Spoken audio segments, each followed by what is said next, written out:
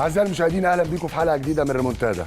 النهارده ماتشات مهمة جدا في الدوري المصري. نبدأها طبعا بمباراة البنك الأهلي والجونة اللي انتهت بالتعادل 1-1، والمباراة الثانية المهمة جدا فوز الإسماعيلي على المقصة 1-0 في فوز مهم جدا للدراويش عشان يخش الإسماعيلي يعني نسبيا في المنطقة الدافئة.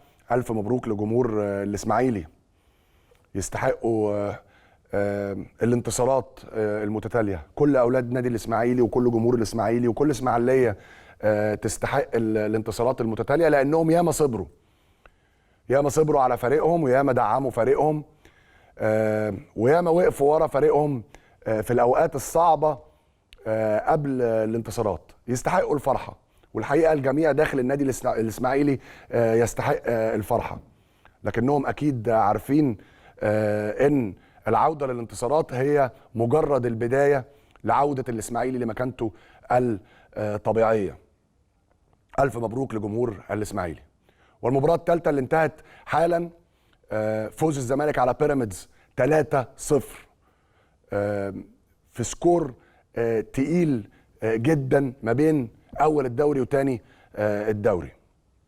تقدر تقول اي حاجه عن ماتش الزمالك وبيراميدز، ان بيراميدز كان معاه الاستحواذ، بيراميدز ضيع اكتر، ودي حقيقه.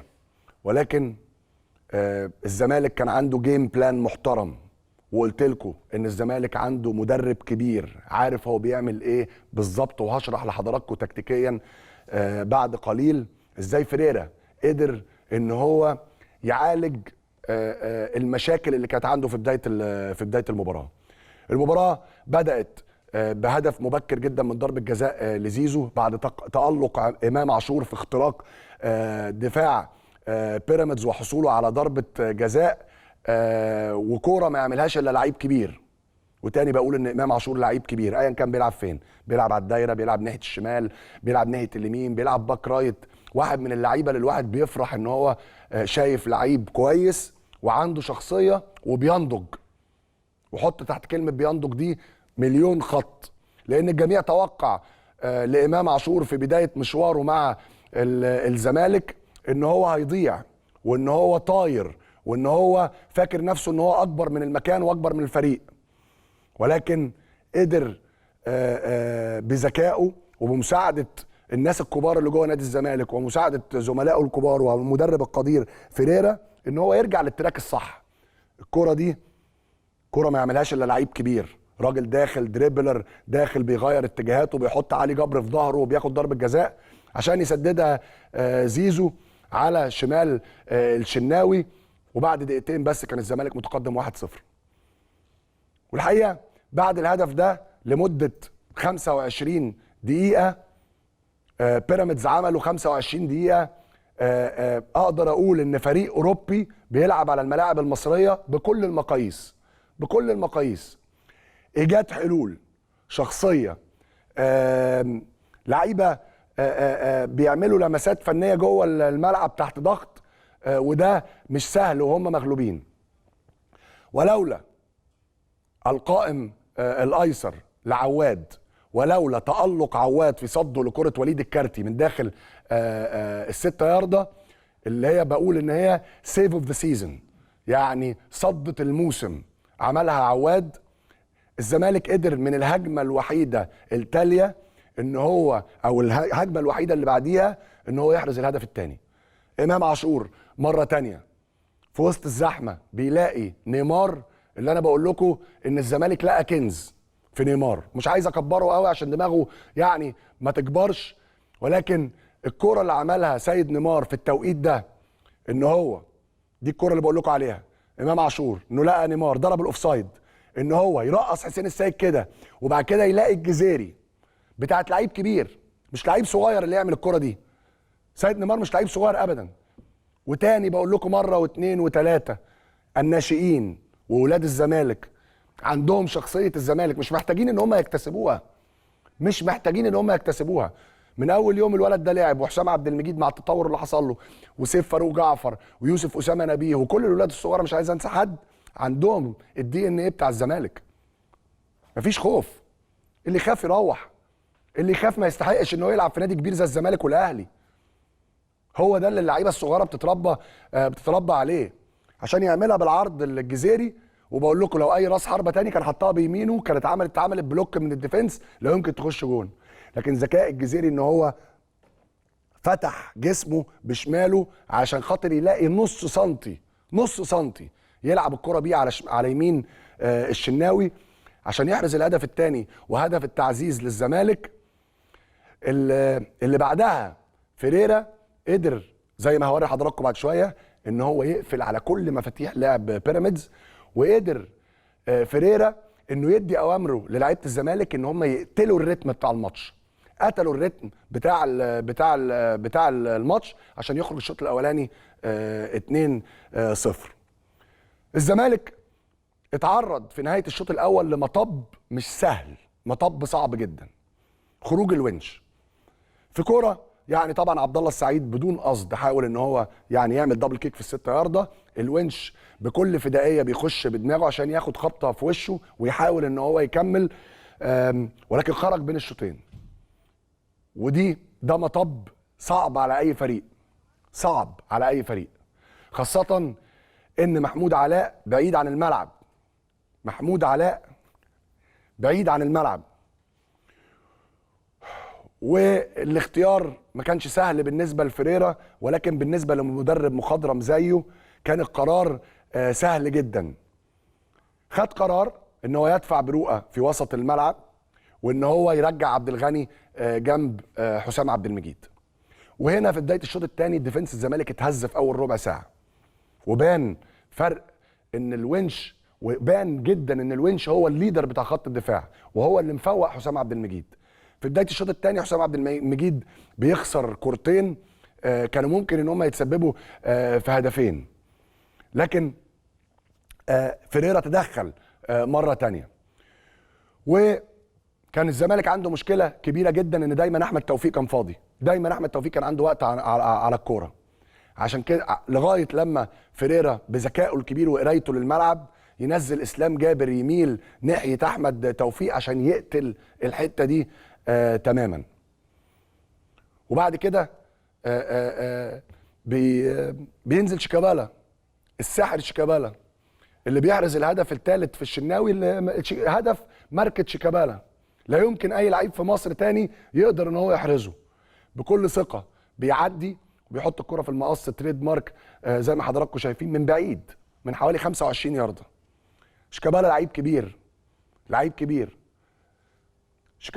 كبير وقائد بمعنى الكلمه، عارف ادواره كويس جدا جوه نادي الزمالك، وعارف ان هو كل مباراه لها رجالها وكل مباراه هو ليه دور معين فيها.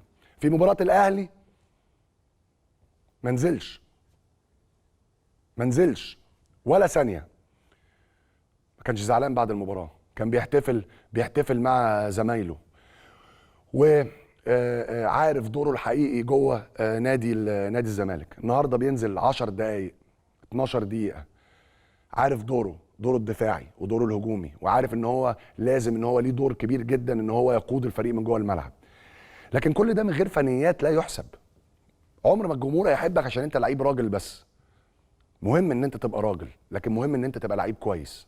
وشيكابالا الفول باكج دلوقتي، الفول باكج، القائد الناضج اللي اكيد واحد من احسن المواهب اللي جت في تاريخ مصر.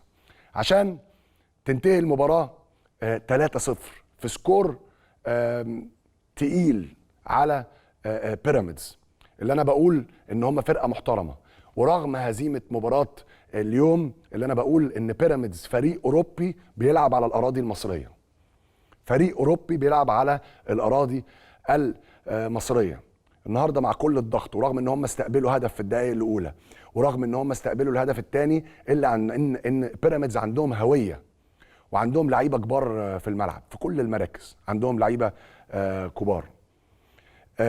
عايز احيي بيراميدز اللي انا بقول ان النتيجه لا تعبر عن سير المباراه، لكن الزمالك يستحق الفوز برجوله لعيبته وباخلاص لعيبته وبذكاء مدربه، والاهم من كده الملحمه اللي عاملها جمهور نادي الزمالك مش النهارده بس، ولكن منذ بدايه الموسم. من 3 شهور لو كنت قلت لاي حد في مصر ان الزمالك هيبقى متصدر الدوري بفارق كبير من النقاط على الاهلي وعن بيراميدز كان هيقول عليك مجنون. ولكن فريرا قدر ان هو يحقق المعجزه. ومش معنى الكلام اللي انا بقوله لكم ده معناه ان الزمالك خد الدوري، لا، لسه في ماتشات صعبه كتير، ولكن ماتش النهارده خطوه مهمه جدا في حصول نادي الزمالك على بطوله الدوري. تعالوا نستعرض مع حضراتكم جدول الترتيب بعد انتهاء مباريات اليوم. الزمالك متصدر المسابقه في المركز الاول ب 66 نقطه. يليه بيراميدز بنفس عدد المباريات في المركز الثاني 59 نقطه، فرق 7 نقاط. فرق 7 نقاط ما بين الزمالك وبيراميدز. في المركز الثالث الاهلي بمباراتين اقل 55 نقطه وفارق 11 نقطه عن النادي الاهلي، وفارق يعني عدد نقاط كبير ما بين 4 نقاط ما بين بيراميدز وما بين الاهلي.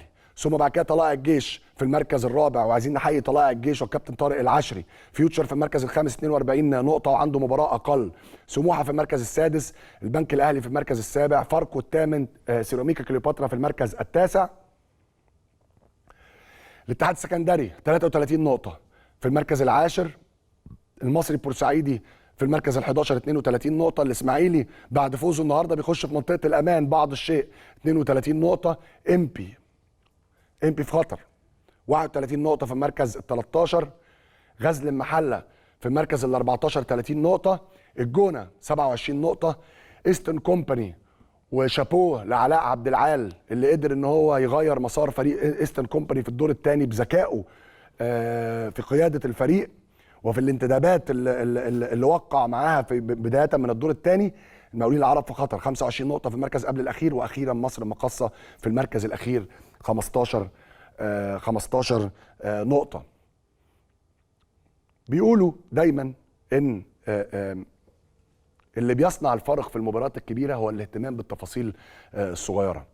والنهارده فريرا ادى درس لكل مدربين مصر ازاي ان انت تهتم بالتفاصيل الصغيره. وهشرح لحضراتكم ازاي فريرا قدر ان هو يصنع اعجاز فني مش في مباراه اليوم بس، ولكن بقيادته للفريق في هذه المرحله من الدوري وبكل النواقص وبكل الغيابات وبكل المشاكل اللي مرت على نادي الزمالك خلال الموسم. ازاي ان هو خلى الفريق متصدر المسابقه وبفارق نقاط كبير عن كل منافسين. الزمالك النهارده وبيراميدز يعني لا، عايز اجيب التشكيل الاول بعد اذنكم، تشكيل الفريقين.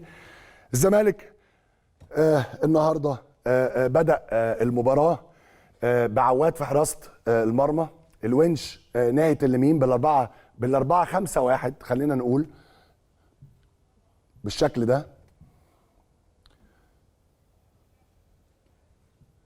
ده. اوباما كان موجود في الحته دي والجزيري موجود هنا.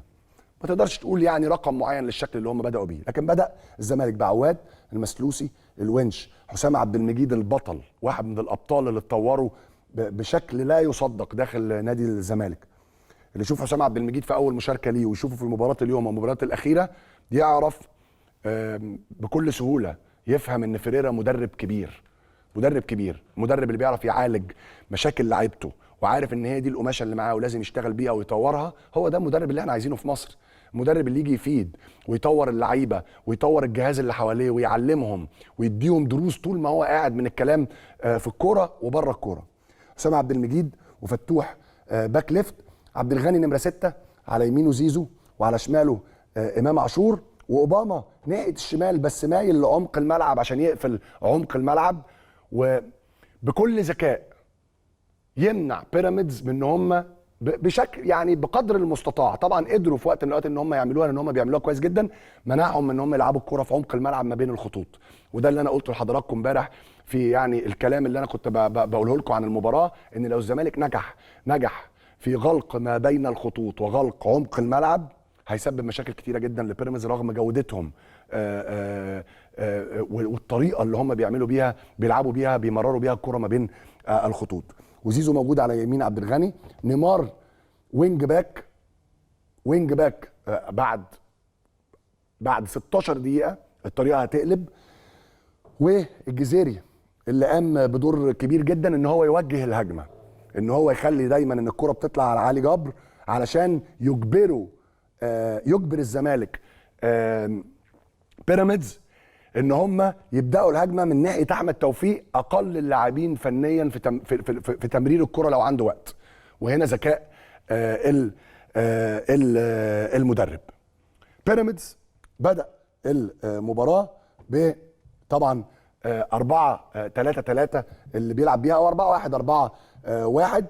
بدا بالشناوي طبعا في حراسه المرمى، اسامه جلال وعلي جبر الاثنين سنتر باكين، احمد توفيق باك رايت وحسين السيد باك ليفت، توريه نمره 6 على يمينه الكارتي، على شماله عبد الله السعيد اقوى وسط ملعب في مصر. فخر الدين بن يوسف مايل هنا في العمق، ورمضان صبحي بدا المباراه وينج رايت، ولاكاي موجود في الحته دي. وكان تاكس عايز يفضي ناحيه الشمال دي لحسين السيد، عايز يشتغل بيها بشكل كويس. وفعلا في اول ربع ساعه كان في خطوره كبيره جدا في ظهر السيد نيمار، لان عبد الله كان بيستلم الكره في الحته دي وعلى طول بيلعب الكره لحسين السيد، ودي لعبه متمرنين عليها كويس جدا. تعالوا نرجع للصور واقول لحضراتكم الزمالك بدا المباراه ازاي. نرجع للصور بتاعتنا. ده الطريقه اللي بدا بيها الزمالك 4-5-1 بخط دفاع متاخر. وده الشكل اللي بدا بيه زي ما حضراتكم شايفين. وزي ما بقول لكم فخر الدين بن يوسف داخل لجوه موجود في الحته دي، ووليد الكارتي موجود هنا، رمضان صبحي بيتحرك بحريه، وسايبين الحته اللي هناك دي لعبد الله السعيد وحسين السيد ان هم يشتغلوا فيها. ولكن بعد شويه فريرا عرف ان هو عنده مشكله في الحته دي، فابتدى ان هو يلعب بخمسه ورا ويلعب ب5-3-2. الاول هوري حضراتكم، تعالوا نكمل الصوره اللي بعديها الفيديو، ازاي ان الزمالك قفل عمق الملعب. اقف على طول، قافل عمق الملعب ومخلي توفيق هو اللي عنده وقت على الكوره، لانه عارف ان توفيق مع كل احترامي ليه اقل لعيب على الكوره، ممكن ان انت ما تتاذيش منه وهو عنده وقت على الكوره. ده الشكل. نكمل بعد كده. اوباما بيميل على توفيق ويبتدي يضغط. لعيبه الزمالك بترحل بشكل كويس جدا، ما عندهمش اي مشكله. اقف. فاكرين ماتش بيراميدز والاهلي، وازاي ان الاهلي كان عنده مشكله في الترحيل ما بين حمدي فتحي والسوليه، وازاي ان علي جبر كان بكل سهوله بيلاقي فخر الدين بن يوسف وبيلاقي لاكاي ما بين الخطوط، ما بين نص الملعب وما بين الديفنس. فريرا ذكي وقرا واتفرج على ماتش بيراميدز والاهلي كويس جدا، وعرف ان هو لو قفل دي هيقفل على 50% من خطوره بيراميدز. نكمل. علي جبر مش لاقي الباس اللي كان بيلاقيه بسهوله قدام الاهلي. هنا الجزيري بتوجيه اللعب مره تانية، مش لاقي الباس، مش لاقيه، اللي بيدور عليه اللي متمرن عليه مش لاقيه. هنا اول لما توفيق بتلعب له الكوره بيروحوا يضغطوا. الترحيل بتاع لعيبه الزمالك، الترحيل بتاع لعيبه الزمالك. نروح للي بعديه. ازاي ان فيريرا كان مدي تعليمات للاعيبته ان هم يقفلوا عمق الملعب، ان هم دايما يمنعوا الباس لتوريه، وان هم يسيبوا وقت للكوره دايما على الكوره لتوفيق، هو اللي عنده وقت على الكوره. نمشي الفيديو اللي بعديه. ده الشكل. الزمالك راح بعد كده بقى بيلعب كانه بيلعب خمسه ورا. حمزه المسلوسي دخل لجوه، سيد نيمار رجع بقى كانه وينج باك ناحيه اليمين، وبقى ده الشكل. وزيزو مايل، الجزيري مايل، اوباما دايما مايل على توريه، وتوفيق هو اللي فاضي. هو عارف ان توفيق مش هيسبب له اي مشكله وهو عنده وقت على الكوره. نكمل.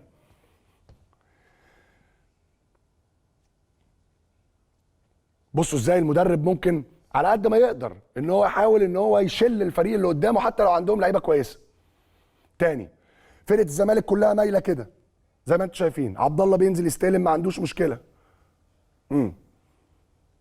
تاني، اوباما مايل على توريه. بعد 16 دقيقه بالظبط اوباما هيلعب كانه بيلعب نمره 10. نكمل. وده الشكل اللي انا بقوله لحضراتكم اللي هو 5-3-2. عندنا فيديو الضغط بتاع توفيق، اشتغل. يعني طبعا هوريكم ازاي ان التريجر في حاجه اسمها بريسنج تريجر، اللحظه اللي انت بتروح تضغط فيها. ده الشيب بتاع الزمالك بعد ما قلب 5-3-2. بص، اول ما الكره تلعب بتوفيق امام عاشور بيروح يضغط. تاني بنروح اول لما الكره تلعب توفيق امام عاشور بيروح يضغط، واوباما قافل على توريه. هو ده الجيم بلان بتاع فريرا. ازاي امنع لعيبه بيراميدز من ان هم يلعبوا من العمق على قد ما اقدر، وان هم يباصوا الكره ما بين الخطوط. ممكن اي واحد بيتفرج عليا يقول ان الزمالك كان محظوظ بان هو كسب ماتش النهارده، وانا معاكم ان الحظ مطلوب في الكوره في وقت من الاوقات، لكن الحظ لا ياتي الا للمجتهد، والحظ لا ياتي الا للمخلص، والحظ لا ياتي الا بالالتزام ووجود وتواجد العدل داخل الفريق، وهو ده اللي حققه فريرا، ومن قبليه اكيد مجلس اداره نادي الزمالك. نكمل اوريكم ازاي فريرا كان من البريسنج تريجر او لحظه الضغط بتاعته. هو اول لما احمد توفيق يجي له الكوره، اول ما توفيق بيجي له الكوره بيبتدوا يضغطوا عليه، ما عندوش حلول. نكمل.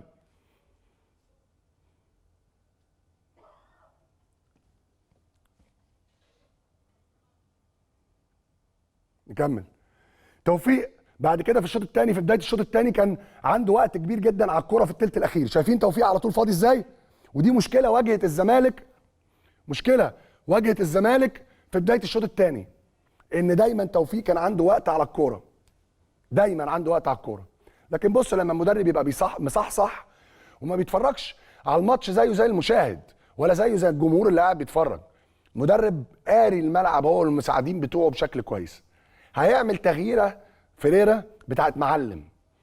هيروح منزل اسلام جابر مايل ناحيه الشمال على توفيق عشان يقفل له الحته دي.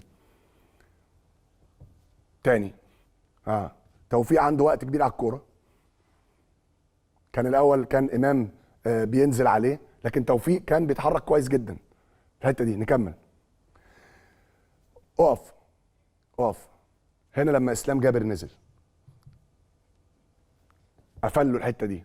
اسلام جابر بقى على طول بيميل بيرحل على توفيق اول لما الكره تتلعب له، فخلاص بقى قافل ناحيه اليمين بشكل كويس جدا، قافل عمق الملعب وقافل ناحيه اليمين كويس جدا بوجود سيد نيمار، وقافل ناحيه الشمال قفلها على توفيق بنزول اسلام جابر.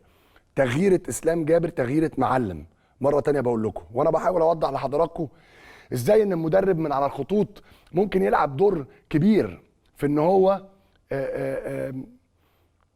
يقفل مفاتيح الفرقه اللي قدامه، خاصه وهو كسبان. هتيجي تقول لي طب الزمالك ما بيهاجمش، الزمالك مش محتاج ان هو يهاجم.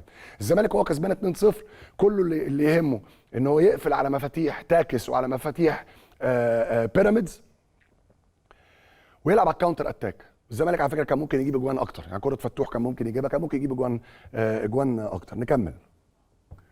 ده بعد نزول اسلام جابر، توفيق ما بقاش عنده ثانيتين على الكوره. شايفين الراجل مايل عليه ازاي؟ وزيزو ضم في نص الملعب، خلاص اتقفلت. مدرب معلم، مدرب عارف هو بيعمل ايه. شايفين ده دور اسلام جابر اللي نازل ومتحفظ كويس جدا، هينزل يعمل ايه اهو. فتوح بقى ملتزم ورا زياده وعمل دبل اب على توفيق وعلى الحته دي قفلها لهم تماما. شايفين ما عندوش وقت زي اللي حصل في بدايه الشوط. قال تاني مبروك للزمالك ومبروك لجمهوره العظيم اللي يستحق الفرحه، فرحه النهارده. قلت لكم امبارح ان ماتش بكره اللي هو ماتش النهارده اللي هو ماتش ما بين الزمالك وبيراميدز ما بين احسن فريقين في الدوري وما بين احسن 2 مدربين في الدوري. الحمد لله ماتش النهارده باين لكم ان كان كلامي حقيقه. الزمالك وبيراميدز في مستوى تاني خالص غير بقيه فرق الدوري، في مستوى تاني خالص ما بين بقيه فرق الدوري، مع كل الاحترام ببقيه فرق الدوري. واعتقد ان ده واضح لكل جماهير مصر، واضح ان يا جماعه تاني الموسم ده درس ان لما يكون معاك مدرب كبير وياخد وقته ويشتغل هيكون دايما هو اهم عنصر في المنظومه. صحيح الاداره لازم تبقى مستقره، وصحيح الاداره لازم تبقى هاديه، وصحيح الاداره لازم تتخذ القرارات الصحيحه، وصحيح الاداره لازم تقف في ظهر المدرب ان هي تحسس اللعيبه ان هو العنصر الاقوى في ان المدرب هو العنصر الاقوى في المنظومه. وكل ده مرتضى منصور عمله بشكل نموذجي، من اول اعطاء مساحه ووقت للمدرب ان هو ينفذ افكاره، عدم التدخل في عمله، الدعم في كل الاوقات، الاوقات، خلق مناخ صحي للفريق والمجموعه ان هم ينجحوا مع بعض. الزمالك ما وصلش للمكان اللي هو موجود فيها دي النهارده، وما بقولش كده عشان انا زملكاوي، هباء. وصل من خلال عمل متكامل من الجميع داخل نادي الزمالك، وقبلهم الجمهور بيروح ورا فرقته حتى وهو عارف ان فرقته ممكن تكون مش في احسن حاله في كل انحاء جمهوريه مصر العربيه. انا شفتوا ماتش المحله، وشفتوا الاستقبال في كفر الشيخ، والزمالك رايح الجونه يوم الجمعه. انا بقول لكم ان الجمهور رايح ورا فرقته. نادي الزمالك السنه دي مع كل النواقص وكل المشاكل اللي مر بيها بيصنع ملحمه كرويه للفوز ببطوله الدوري. وتاني ما تاخدوش كلامي غلط، انا ما بقولش ان الزمالك فاز بالدوري، الزمالك لسه قدامه عمل كبير عشان يفوز بالبطوله، لان كل الماتشات اللي جايه صعبه جدا، وكل المنافسين عايزين ان هم يعطلوا الزمالك، وعايزين يطلعوا بنقطه او ب3 نقاط ممكن في وقت من الاوقات تنقذهم من الهبوط او في التواجد في مركز افضل في جدول الترتيب. بعد الفاصل هيكون معايا شيتوس ودويدار، وهنتكلم عن الماتش وهنتكلم عن حاجات كتيره جدا وما حدث في الدوري المصري اليوم. نتقابل بعد الفاصل.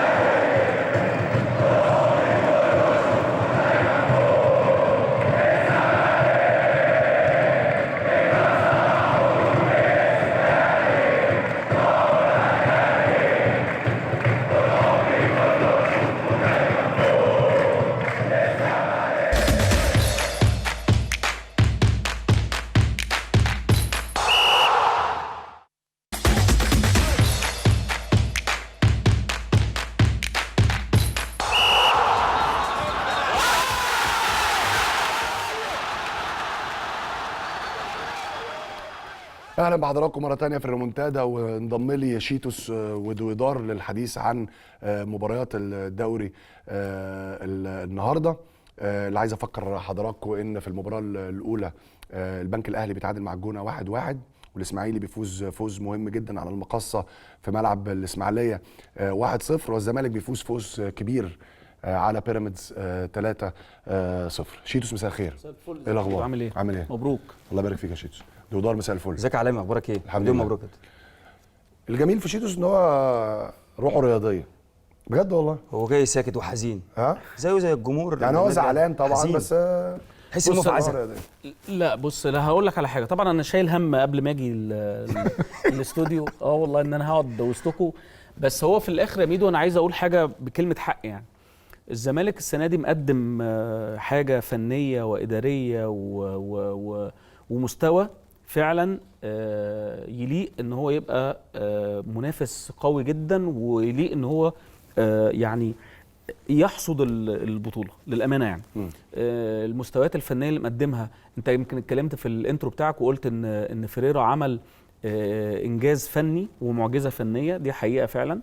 الراجل بقى بيلعب باي حد، شغال شغل كويس. انما انا مقسم بس النجاح اللي في نادي الزمالك ان هو يوصل للمرحله دي ويكسب ويلعب باي حد وما يبقاش عنده مشكله لثلاث حاجات او ثلاث عناصر، او خلينا نقول اربع عناصر. العنصر الاساسي هو العنصر الاداره، وانت اتكلمت على الاستقرار اللي موجود في مجلس الاداره، ويمكن مش هقول بقى زي ما الناس بتقول التعاقد مع فيريرا كان حاجه كبيره، هو طبعا حاجه كبيره، بس خلي بالك ان فيريرا في بدايته تعثر في افريقيا، وكان الطبيعي بتاع الزمالك انه يقال حتى لو جاي قريب ما عندوش مشكله. ليه؟ لان كان بيحصل اخفاقات فكان يمشي، ده الطبيعي. انما اللي حصل ممكن اقطعك في حاجه؟ اتفضل.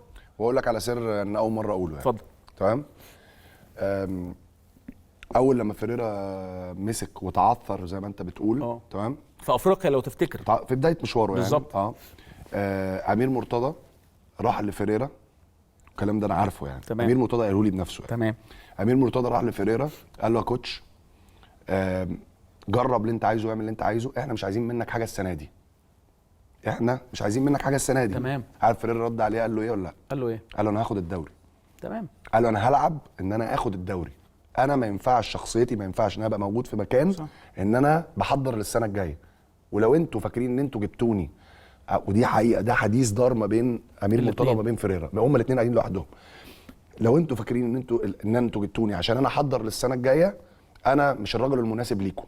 انا ما بخشش بطوله الا ان انا العب عليها، وسيبني اجرب. صح. وانا ابريشيت، انا يعني انا مقدر ان انت بتقول لي كده، لكن انا هلعب على البطوله. وقد كان. فالكلام اللي انت بتقوله او القصه او الحكايه اللي حصلت ما بين امير مرتضى وما بين الراجل تدل على الكلام اللي انا بقوله، ان هو الاداره وثقت جدا في الراجل وسابته يشتغل، وما بقيناش نشوف الحاجات بتاعت زمان اللي هو عقوبات على اللاعبين ومش عارف ايه والكلام ده كله وتدخل في الفنيات، وده ما لعبش ليه وده لعب ليه. لا، الاداره شايفه شغلها وسايبه الراجل فنيا يشتغل بشكل كبير. ده العنصر الاساسي. وطبعا دور امير مرتضى ما نقدرش ان احنا نبخسه لانه عامل شغل كويس. لا، وهو اللي جاب ودامج ما بين حته ان هو بيعاقب ناس وبيدي مسجز، واتكلمنا فيها ان هو في البرنامج قبل كده ان هو الفريق اكبر من اللعيبه، وفي نفس الوقت قادر ان هو يكون صاحب وصديق للعيبه. دي النقطه اللي تخص الاداره. الجهاز حدث ولا حرج، لان فيريرا مدرب كبير ومدرب معلم زي ما انت قلت في التعليق بتاعك، وقدر ان هو باي حد ويوصل دايما. وخلي بالك جوزيه كان بيعمل كده زي فيريرا بالظبط. بيعمل ايه؟ ان دايما موصل للعيبه دودار ان النجم هو الفريق، مش النجم هو اللعيب. الفريق هو النجم. عايز تخش وسط نجوميه الفريق اهلا وسهلا، مش عايز مع السلامه، في حد غيرك هيجي يركب. فدي النقطه بتاعت الجهاز. اللعيبه، وده انا اتكلمت عليه من فتره بعيده، اللعيبه من سنين كتيره ما شفت نادي الزمالك ما فيش الروح دي. عندهم روح غير طبيعيه، بيكسبوا في الدقيقه 90 وبعد الدقيقه 90 ومن اول المباراه في اول ربع ساعه. يعني عندهم روح تخليهم ان هم فعلا يبقوا فرقه على من احسن فرق الدوري اللي موجوده دلوقتي. فكل الكلام دوت توج بقى بوجود جماهير نادي الزمالك وجماهير النادي الاهلي بيفرقوا جدا مع الانديه بتاعتهم. طبعا. فطبعا ان في كل المنظومه دي مع عنصر الجمهور اكيد بيحصل نجاح. فطبيعي جدا ان انا ابقى جاي متضايق جدا وزعلان جدا على ان النادي الاهلي مش هو اللي مرشح الاول دلوقتي، انما في نفس الوقت ببارك نادي الزمالك لان عمل ما يستحق ان هو يكون في الصداره. الحقيقه يا شيتوس بحييك على روحك الرياضيه، وده اللي احنا اتربينا عليه. وعلى فكره احنا لما الاهلي بيجيد وبيعمل شغل كويس طبعا احنا بنطلع نقول ان النادي الاهلي ادى درس في الاداره وادى درس في لمسانده المدرب او في كذا او في كذا او في كذا. وفي الاخر احنا دودار بنبقى سعداء ان احنا بنتعلم. ما احنا كلنا قاعدين بنتعلم، يعني احنا لغايه ما نموت هنتعلم. احنا النهارده انا كراجل كمدرب او كمحلل او ايا كان، انا النهارده بتعلم دروس من فيريرا، وبصراحه بتعلم حاجات من تاكس وهو دول المدربين الاجانب اللي احنا عايزين نشوفهم موجودين. بس انا يعني كل كلام حضرتك صح، وطبعا كابتن شيتوس، لكن انا بتكلم في نقطه تانية خالص يا كابتن، ان انا لازم اقوم اقف للراجل ده. الراجل ده لازم اقوم اقف كده. مش هتطلع في الكاميرا. لا هطلع في الكاميرا واسقف كمان للراجل ده. الراجل ده ادى درس في حاجات كتيره جدا جدا جدا، وكشف لنا حاجات كتيره يا شيتوس. يعني الراجل ده حسسني ان في مصر المدربين محتاجين يتطوروا، مش اللعيبه بس. المدربين في مصر صفر تدريب، لان ما فيش. انا كابتن، انا المسؤول عن شغل كويس قوي. انا المسؤول عن ماشي، بس انا برد عليك برضه. ماشي، انا برد عليك. يعني هل طارق العاشري السنه دي صفر تدريب؟ معظم المدربين هل علاء عبد العال صفر تدريب؟ معظم المدربين في مصر. معظم المدربين في مصر الاسامي اللي انت قلتها، الاسامي اللي شغاله كويس جدا طبعا. كل دول لو اتحطوا في موقف الراجل ده مش هينجحوا. انا عارف انا بقول ايه.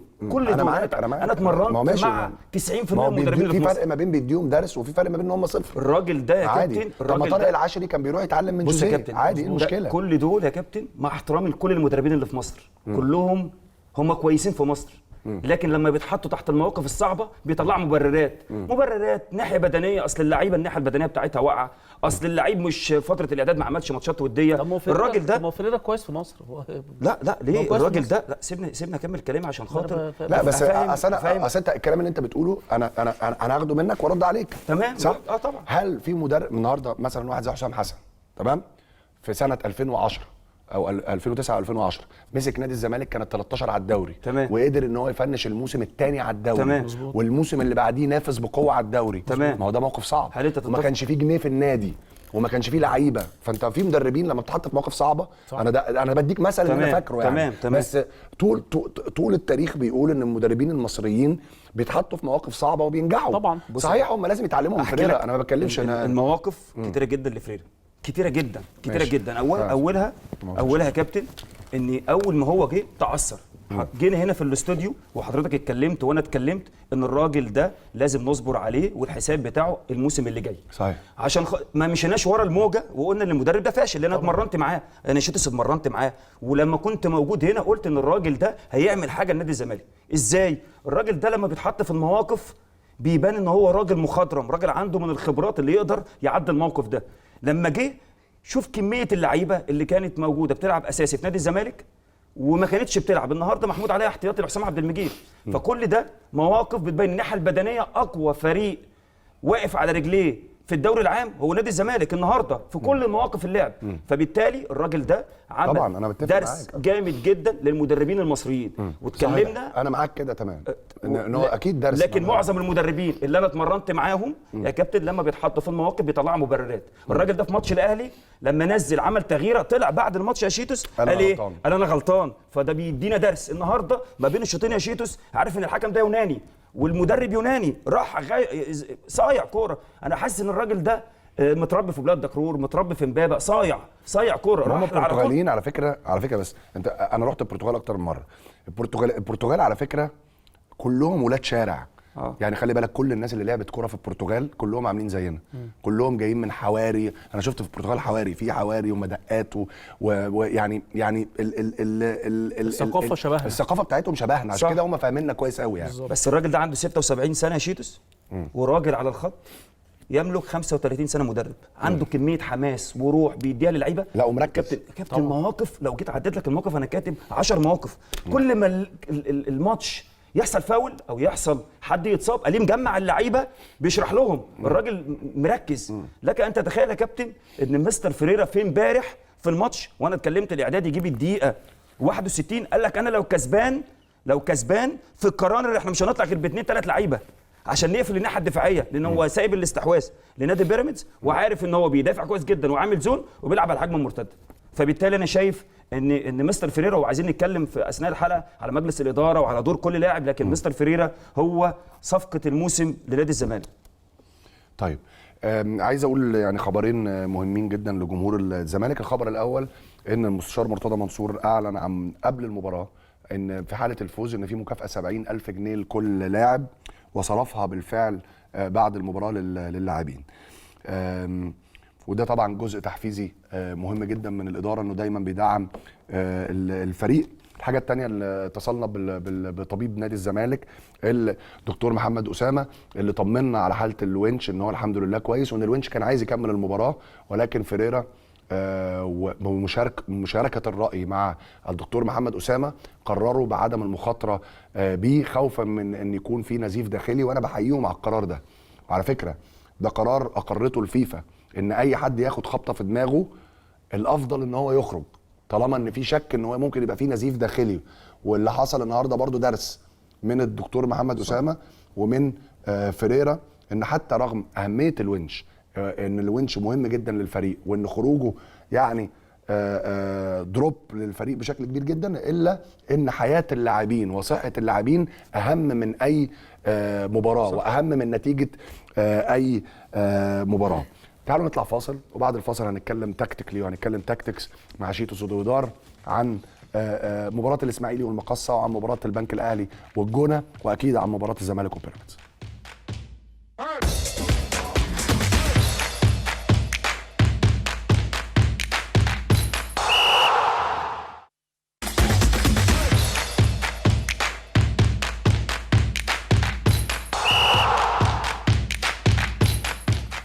اهلا بحضراتكم مره ثانيه في الريمونتادا، وضيوفي شيتوس ودودار. شيتوس، يعني دايما بيقولوا ان المدرب بيبان من المطبات الصعبه اللي بتواجهه في الماتش. والحقيقه ما نقدرش نقول ان بيراميدز ما واجهتوش مطبات صعبه، لان دخل فيه جون في الدقائق الاولى طبعا، وبعد كده في عز ما هو بيهاجم وماسك كوره وركب الجيم زي ما بيقولوا، راح داخل فيه هدف تاني على عكس سير اللعب. هل انت شايف ان تاكس اتصرف تكتيكيا بشكل جيد للعوده للمباراه، ولا الحظ النهارده كان عنده بشكل كبير؟ طيب لا بص، هو أسوأ حاجه طبعا للمدرب، وانت راجل مدرب وعارف الكلام ده، ان انت تبدا المباراه 1-0. يعني انت انت لسه بتقول يا هادي، لقيت نفسك ضربه جزاء، نادي الزمالك ركب معنويا وكان نتيجه مع اول دقيقه، فبتبدا تفكر هتعمل ايه عشان ترجع، مش عشان ان انت تكسب المباراه، لا ده انت عشان ترجع وتتعادل. بعد الهدف الاول تاكس عمل جيم يعتبر 20-25 دقيقه كويسين قوي قوي. بيراميدز ماسكه كوره بشكل كبير جدا، بتهاجم بشكل كويس قوي، عواد تألق بشكل كبير، القائم كان مساند لنادي الزمالك بشكل كبير. اعتقد لو كان في هدف احرز من الهدفين اللي ضاعوا من بيراميدز كان ممكن يرجع بشكل كبير. بس انا انت راجل يعني لعيب، كنت لعيب نص ملعب وبتاع في الحته دي. الكوره دي نرجعها من الاول يا جماعه، عشان الكوره دي يعني خلي بالك امام عاشور اللي قطعها يا شيتوس، هو جاري بيها 35-40 متر من قبل نص الملعب. بص الدريبل في وسط الزحمه، بصوا تغيير الاتجاهات. احنا ما بنشوفش اللعيبه دي كتير دلوقتي في الدوري المصري. بص يا ميدو، انا قلت من عندك هنا في الاستوديو من فتره بعيده جدا، امام عاشور احسن لاعب في مصر. احسن لاعب في مصر، ده بلا منافس، بلا منافس. يعني ما يعني هو بعيد جدا عن كل اللعيبه اللي موجوده. في نص الملعب ولا اللي في مصر كلها؟ يعني اللي في نص الملعب نفسه ولا في مصر كلها؟ اصل زيزو برضه يعني لا هو مؤثر بشكل كبير جدا. افضل واحد في نادي الزمالك وفي مصر دلوقتي هو امام عاشور. زيزو طبعا جامد جدا برضه، ما بنكرش ده، بس انا بقول ان امام عاشور مستواه، انت يمكن في الانترو برضه قلت ان فيريرا تطور مستواه، انما انا شايف ان الفضل الاول والاخير بعد ربنا سبحانه وتعالى طبعا في امام عاشور في مستواه هو باتشيكو غير مركز امام عاشور ما كانش بيلعب 8، امام عاشور جاي من حرس الحدود بيلعب زي وينج والحاجات دي. وعلى فكره باتشيكو لعبه باك رايت، وباتشيكو لعبه باك رايت المصري في برج العرب لعبه باك رايت وكان كويس بالظبط. فانت امام عاشور اتطور بشكل كبير جدا في الحته بتاعه رقم 8، وهو دلوقتي افضل لاعب في مصر. فكون ان هو يمشي يعني خلي بالك، وهو وينج وهو في الحرس، ولما جه نادي الزمالك هو لعيب مهاري وعنده المهاره وعنده الدريبل كويس وعنده عنده التحكم في الكوره كويس. فما بالك بقى اللعيب دوت. افكرك بحاجه، انت لما كنت مدير فني نادي الزمالك انت عملت حركه ما كانش اي حد بيعملها. لعبت مؤمن على الدايره، لسه هقول لك 8 مؤمن بالظبط. مؤمن خليته يلعب رقم 8. ودي كانت الناس كلها مستغربه ليه؟ لان مؤمن انت شايف انه امام عاشور من النوعيه دي، اللي هو لعيب مهاري ولعيب كويس ويقدر يعمل لك الناحيه الدفاعيه كويسه ويزودك بشكل كبير، زائد ان بيحط دايما جنبه عبد الغني، طارق حامد، النوعيه دي تخلي بتحرره بالظبط، تخلي له يديله اريحيه في ان هو يقدر يهاجم انت بشكل عارف كبير. الميزه ان امام عاشور اجاد في المركز ده دودار، ان احنا ما عندناش المركز ده كتير بالظبط. يعني اللعيبه البوكس تو بوكس، اللعيبه اللي بتروح وبتكمل وبتشوط وبتاع. لكن انا بتكلم برضو الاعداد النفسي بتاع لعيبه نادي الزمالك مهم جدا، ودي برضو مدير فني وجهاز فني وكمان اللعيبه يا كابتن بيحبوا بعض جدا جدا جدا. النهارده مفيش قائد جوه الملعب، لكن في فريق كله بيلعب بشكل منظم جدا من الناحيه الدفاعيه من الناحيه الهجوميه. الكره دي بقى برضه عايزين نقف عليها. اتفضل. يعني كمل بس يعني من ضمن لو الكره دي يعني كره حلوه قوي. طبعا قوي. فريق من بدايتها والنبي يا جماعه. فريق عبد الله برضه لعيب كبير. لا كبير جدا عبد الله، فاق قوي كمان. يعني بدايه عبد الله السنه دي ما كانتش زي دلوقتي للامانه يعني. بص طبعا احسن. لكن النهارده انا حاسس ان الاعداد النفسي عند لعيبه نادي الزمالك هايل. شايف ان الجهاز الفني دايما، وكنت بتكلم شيرس قبل الهوا، ان المدير الفني ممكن يحط خطته ويحط طريقته لكن اللعيبه تخذله، وهو ده اللي انا شايفه ان لعيبه نادي الزمالك بتحب بعض جدا وحابه المدير الفني وبتنفذ كلامه بالحرف الواحد. النهارده انا جالي احساس من الدقيقه 50 لاخر دقيقه ان بيراميدز مش هيجيب جون، حسيت ان هم استسلموا نتيجه خط الدفاع المنظم ونص الملعب المنظم. النهارده كابتن مستر فريق عمل حاجه، وانا قلت من اول امتى استسلموا؟ انا عايز اقول من الدقيقه 50 من الدقيقه 50 من الشوط الثاني حسيت ان هم خلاص بالنسبه لهم الموضوع بقى منتهي. النهارده هي بالدولار معلش، التغييره بتاعت اسلام جابر قتلتهم طبعا. القفله بتاعت اسلام جابر على توفيق، لان هو كان الحته الوحيده اللي عارف يتنفس منها هي دي. وانا ما اعرفش رايك يا دودار. انا كنت متوقع يعني هو تغيير في ريسك كبير، بس انت مغلوب 2-0 ان هو شيتوس ينزل اسلام عيسى يلعبه باك رايت مكان توفيق، لان كان ده الوقت الوحيد اللي هو عنده وقت على الكوره، كان محتاج لعيب كوره يلعب في الحته دي. فانا كنت متوقع ان دونجا يسقط في وسط السنتر باكين وهم بيبداوا الهجمه، ويبقى اسلام عيسى وينج باك في الحته دي يبقى عنده حلول. تاكس يا كابتن مدرب كويس جدا، بس روتيني. لسه انا متابعه قوي يا شيبس، متابعه، لكن انا اتكلمت في النقطه دي. خلي بالك انت متابعه الفتره دي. لا الفتره اللي فاتت كمان انا معاه في دجله، يعني انا كنت بشوفه في دجله. فهو مدرب زي اللي انت بتقوله بالظبط يا دودار. هو روتيني جدا، يعني الموضوع بالنسبه له هو مدرب كويس بيحفظ كويس. صح. واضح ان هو بيحفظ كتير جدا، انما في نفس الوقت اللي هو التدخلات بتاعته التكتيكيه لا لسه محتاج شغل كبير. انما هو برضه ميدو عشان برضه نديله حقه، هو تطور بشكل كبير جدا طبعا. ده كان قافش في موضوع ان مستحيل يبقى في كره طويله ولا مستحيل لو الدنيا اتشقلبت. بص الكره دي هاي العواد ايه ده؟ عواد يا كابتن لعبت معاه في الاسماعيلي في تحت العارضه، الحاجات دي عنده رده فعل. لا ايه ده الكره دي؟ افضل حارس مرمى عنده رده الفعل دي. هايل عواد يا كابتن، وانت طبعا بتشيد بيها يا كابتن. لا انا دربته في الاسماعيلي والوحده بالظبط. انا يعني كمان عارف لا عواد صبر عشان نديله حقه، صبر في وقت كبير جدا، كان بيقعد احتياطي بيسكت ما بيتكلمش، ولما بيلعب بيأدي بشكل كويس جدا. جات له فتره لعب 4-5 ماتشات وبعد كده قعد تاني. ولكن جمهور الزمالك كان دايما بص يعني من ضمن عشان عواد برضو ادانا له حقه، ندي برضو حق لسيد نيمار ده. سيد نيمار ده يا كابتن من ضمن الحاجات اللي بتكلم على فريرة درس لينا، ان هو خلى ما بقاش فيه فروقات في لعيبه مصر كلها. النهارده بيجيب سيد نيمار ناشئ بيلعبوا باك رايت، انت مش حاسس باي حاجه. النهارده حسام عبد المجيد السيرد باك اللي كان في اول ماتشين عنده مشاكل من ناحيه الكوره من تحت ونقل الكوره من تحت، اتطور بشكل كبير جدا، فده استاذ لتطوير اللعيبه. بص سيد نيمار وصل لحد فين، وبص الثقه بتاعته وبالعرض من تحت للجزيري. لا انا شايف ان لعيبه نادي الزمالك انا بس مش يعني اللي انا مش فاهمه علي جبر ليه نام النومه دي؟ يعني ليه؟ يعني عشان هو كان فاكر ان الجزيري هيلعبها بيمينه، فالتاني راح مطلعه بره اللعب وراح عاملها كده. طب ما يقف. يعني برضه علي جبر غريبه جدا على الخبرات اللي عنده وراجل دولي انه يقع في بس انت لو جبت الجون الاولاني برضه يا كابتن، الجون الاولاني مستغرب ان امام دخل في وسط الناس دي كلها ما فيش حد قطع منه الكوره، بجانب يا كابتن فريرة عمل حاجه النهارده ما اعرفش غلطه من الونش كانت هتسبب للزمالك. خدت بالك منها يا شيرس ولا لا؟ غريبه ان هو يشوطها. ما رمضان لا شافت فيه تسرع في الهجمات المرتده، لكن في حاجه النهارده حصلت فريرة عملها وبحييه عليها. وهو ده اللي بتكلم فيه مع شيتوس، ان الراجل بيعرف يفكر ازاي. النهارده اللي كان بيقابل عبد الله السعيد هو زيزو. كان طول الوقت احمد سيد زيزو دايما داخل لجوه، داخل لجوه، لان عارف ان عبد الله بيجي دايما من ناحيه الشمال بيستلم الكوره، ما بتلاقيش بقى ولا عبد الغني ولا امام، لا انت بتلاقي زيزو هو اللي ضاغط على عبد الله السعيد. حتى يوسف اوباما ما كانش على الطرف، كان دايما بيستلم من جوه. ممكن فبالتالي لا، انا شايف ان مستر فيريرا ادى بشكل كويس جدا، قاري الماتش بشكل كويس جدا. هي دي يا كابتن. بص مين اللي بيقابل، بص مين اللي بيقابل، زيزو. فهو ده اللي خلى نادي الزمالك يبقى بيأدي بشكل كويس جدا في نص الملعب، في الاستحواذ البيراميدز، لكن الخطوره كلها عند نادي الزمالك. كان يقدر نادي الزمالك في اخر الماتش يا شيتوس يقدر يجيب 3 و4 و5. النهارده الجون الثالث لشيكابالا. انا بص، انا لو وقفنا عند اللقطه اللي فاتت دي، يعني انا عاجبني قوي النظام بتاع خط الدفاع بتاع نادي الزمالك. هايلين يعني، هايل جدا. بص عامل ازاي. خلي بالك يا شيتوس، دي المدرسه البرتغاليه الكلاسيكيه، هو ده اساس التدريب عندهم. بعد كده طوروا من نفسهم بقى في بس احنا اول تمرينه ليا يا شيتوس مع فيريرا، لقيته نازل الملعب يا شيتوس بيرص الملعب ازاي.